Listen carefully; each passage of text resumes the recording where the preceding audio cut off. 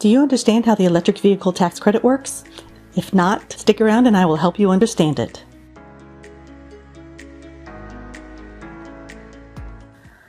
Hey y'all, I'm Deborah, and you should know that I'm not a tax professional and nothing in this video should be considered tax or legal advice. Let's get started.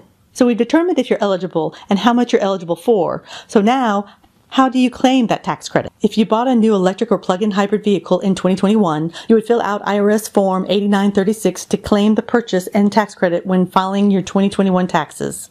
So when do you get your money back from the tax credit? The short answer is after you file your taxes and the government has paid you any money that is owed to you. It's going to be sometime in the year following the year you bought the car. You will need to find financing for the entire amount of your car because the $7,500 is not a discount. It is not an amount that comes off the price of your car. It is an amount that is realized after you file your taxes. If you have any questions, leave me a comment below, and I will see you next time.